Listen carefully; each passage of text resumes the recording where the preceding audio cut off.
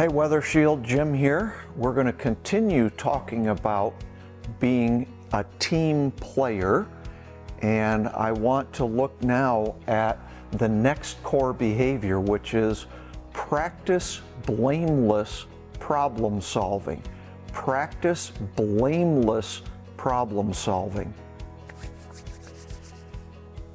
There are really two kinds of issues. There are people issues, and people issues occur whenever two or more people gather, right? Wherever you bring groups together, wherever you bring multiple people together, there are going to be differences of opinion, there are going to be differences of emphasis, so forth and so on, and that can lead to conflict. Same is true about processes. Whenever there are processes to be executed, there are going to be glitches in the process. There are going to be problems. So there's a phrase that somebody smarter than me came up with that I just love, and it puts kind of all of this stuff in perspective. And that is, no matter what it is, it's just an issue. It's just an issue. So focusing on the issue rather than who's at fault in the issue will cut through an enormous amount of drama and clutter at work and also in your personal life.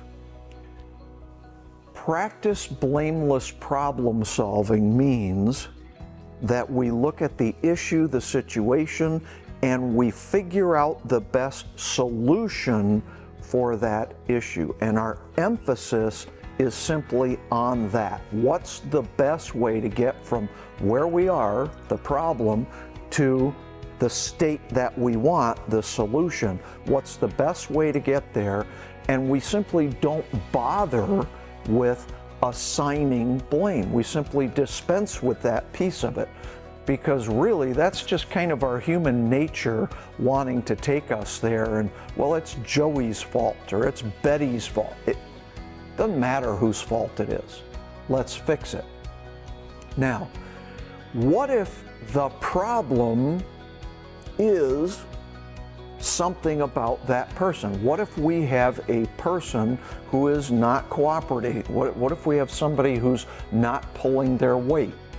Again, it's easy to focus on the person and assigning blame. Still not useful. Still not useful, even when those kind of things are the case or are in play. Practicing blameless problem solving simply takes that and turns it into an issue. So we have an issue. Joey is not pulling his weight. And so we focus on the issue and the solution to the issue. Joey, here's what you're doing. Here's what we need you to do. Do you want to do that? And we're going to focus on getting to that solution. So rather than the emphasis being, this is your fault, Joey, you're a bad human, the emphasis becomes, here's what you're doing, here's what we need, let's get to the solution. How do we do that?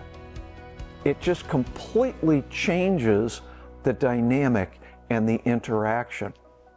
And practicing blameless problem solving is a key ingredient in eliminating politics in the workplace. And politics in the workplace are always destructive. They always disrupt. So, from a company perspective, the company, the group that solves their issues the best wins. And that's true at work, that's true on a team. It's also true in your marriage. And you will find when you apply this to your marriage, to your personal life, to your friendships, to your relationships with your kids, when you begin to simply ignore blame fixing and practice blameless problem solving, the issue that you have maybe with your spouse will just be far easier and less contentious to work through. Let's just figure out what we have to do to fix it and work on fixing it, whether it's a behavioral problem or a procedural problem or whatever it is. So, my assignment to you this week is to focus on and look for the times when you are not practicing blameless problem solving.